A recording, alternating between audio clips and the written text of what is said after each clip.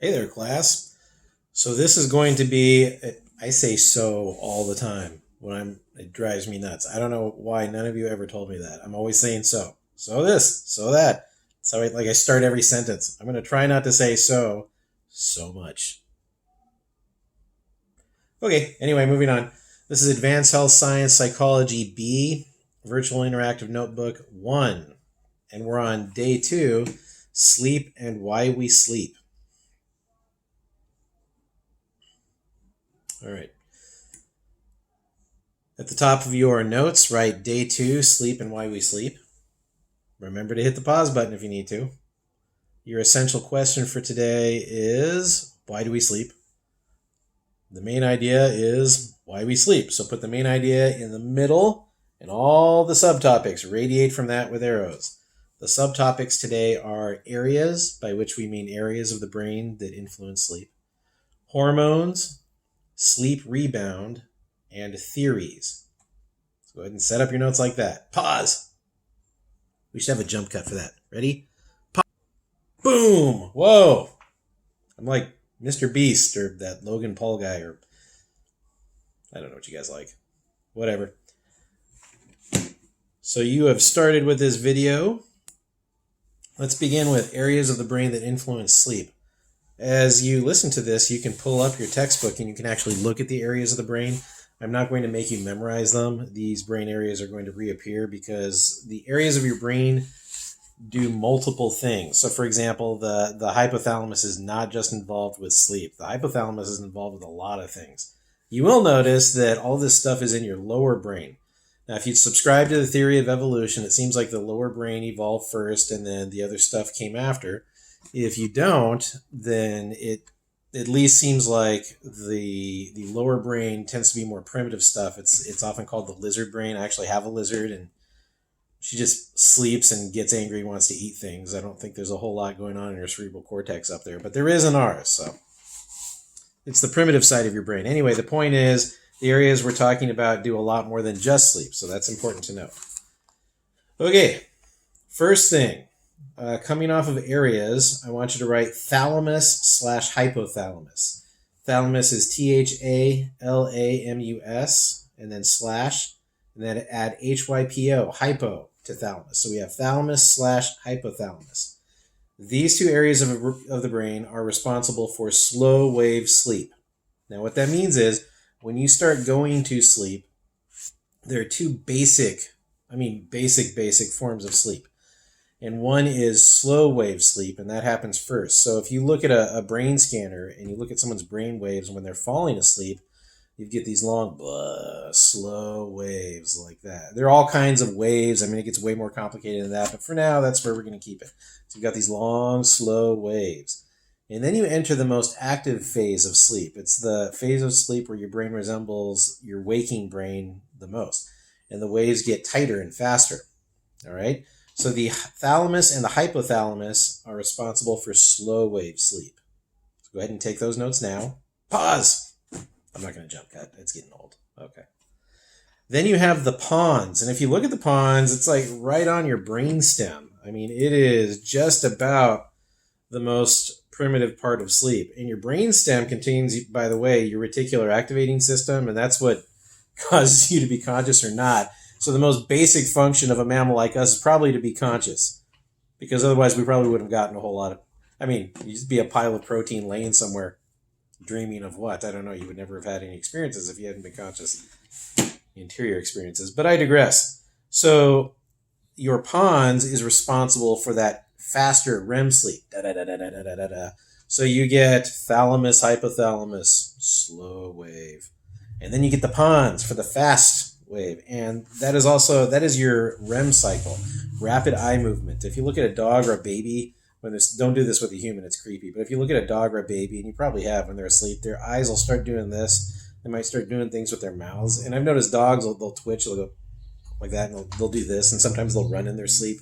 That's the most active phase of sleep. So one more time, thalamus and the hypothalamus are responsible for slow wave sleep, and pons is responsible for faster sleep, REM sleep rather. We're going to move on to hormones. I would like you to write two glands coming off of hormones. One is the pineal gland, and two is the pituitary gland. So the pineal, there's a so. The pineal gland is responsible for the production of melatonin, and we covered melatonin yesterday. So no, there's another so. Just know that the pineal gland is responsible for melatonin, and there's some evidence emerging that my pineal gland might be responsible for things like, at least partially, for things like dreams. We'll just keep it there. Okay, the pituitary gland produces 3 hormones related to sleep, and this one is going to be on you. So I want you to have 3 arrows coming off the pituitary gland. Right, let's see if I hold this up. Can you see it? Right here, just like that. There's your pituitary gland. Have 3 arrows coming off of that. And I want you to write all 3 hormones and then say what each hormone does for sleep. There are 2 that are related, so you can have the same definition for that. And then there's a 3rd hormone. So there are 3 hormones coming off the pituitary gland. You're going to look it up in your book, and you will do that yourself. And this will be on the test, and you're responsible for getting that information, okay? Okay. Remember to pause. Pause. Moving on. Sleep rebound. Scientists noticed that if you miss sleep, it is much easier for you to go to sleep. So let's say that when I was in the Army, I was out on a field training exercise, and the longest I ever went without sleep was over 3 days. So it was over 72 hours. I don't know how far over. We were on 24-hour ops, and when I hit hour 72, I just stopped. I don't know. It's not even accurate to say I stopped caring. It just, time stopped existing for me. It was just one long kind of thing. And when my section sergeant told me that I could go to sleep, I I fell into my bunk. We had a armored fighting vehicle, and then we had a tent coming off of it. There was a bunk there, and I just remember falling backwards into my bunk, and I slept maybe 18, 20 hours. I woke up dehydrated. I had to drink a lot of water. They called the medic. But I mean, I was literally asleep before I hit the bunk. I was asleep on the way down. I have no memory hitting the bunk. I just remember going, boom. Now, what does this have to do with what we're talking about? Well, it confirms for scientists your brain's tendency towards homeostasis, and that sleep is actually related to homeostasis. So that if you miss sleep, your brain has an increased ability to go to sleep quickly, to get you back to balanced, right? So that's why that's important to know. So sleep has something to do with homeostasis. That said, it is still a mysterious subject. People still theorize about this stuff. So moving on to theories. You're going to have 2 things coming off of theories. Thing number 1, write Evo Psych. EVO space psych. This is evolutionary psychology, sometimes called adaptive psychology. This is based on the idea of evolution, that the behaviors and the structures of our body, the behaviors we exhibit, the structures of our body, the way we think, is all adaptive, meaning it helps us adapt to our environment. So when you hear the term in psychology adaptive, they're talking about evolution. Now, I'm not saying that you have to believe in evolution. If you're a person of faith, that can be a complex thing. I myself am a person of faith. I'm not going to give you my personal views on evolution. But you would probably agree that if there's a creator, if that's the perspective you come at this from, that the creator has built in ways that we adapt to the environment, right? So this is probably still useful for you too. But in any case, evolutionary psychology poses 2 main theories for why we sleep. 1, when you're asleep, your body is less active, you burn less fuel, and so you need fewer calories. There are organisms that do this. For example, bears. They feed through the spring and then they hibernate through the winter because there's not enough food to keep them alive. The reason why they hibernate is that there's not enough food. So maybe sleep is on a smaller scale hibernation for humans, like mini hibernation. Maybe if we didn't sleep, instead of the average human male needing 1,400 calories a day, we would need 1,900 calories a day.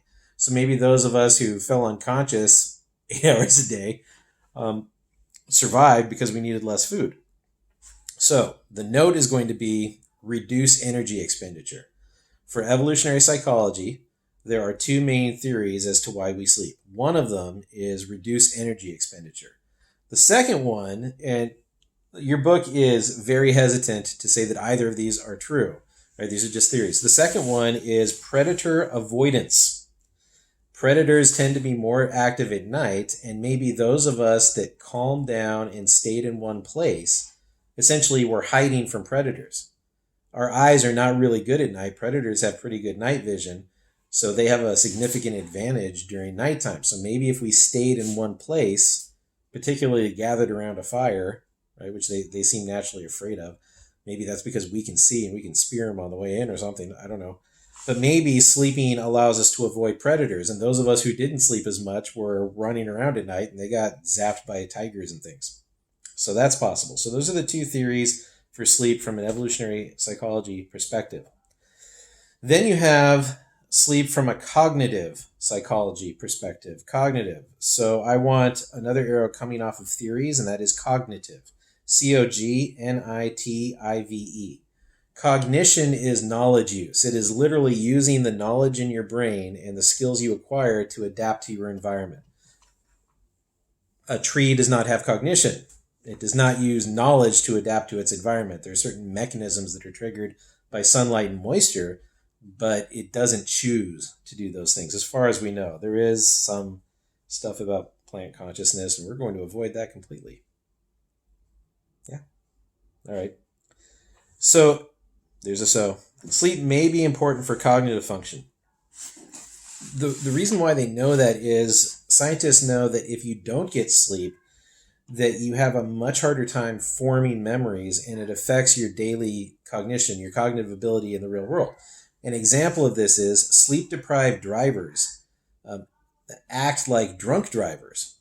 So there is a level, I forget what it is, there's a level of sleep deprivation. If you go so many hours without sleeping, you may as well be driving drunk, right? It should probably be illegal. And I know, at least with truckers, they limit the number of hours that long-haul truckers can operate because they get dangerous. You can't help it.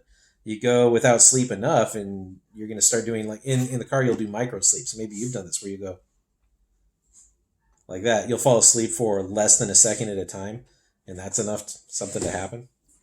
Yeah. Oh, dog walked in.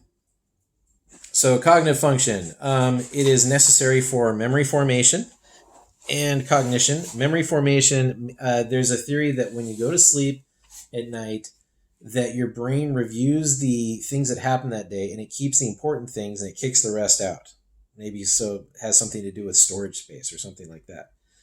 But for our purposes, you need to know that it is important for cognitive function and it is important for memory formation, and that's in cognitive psychology.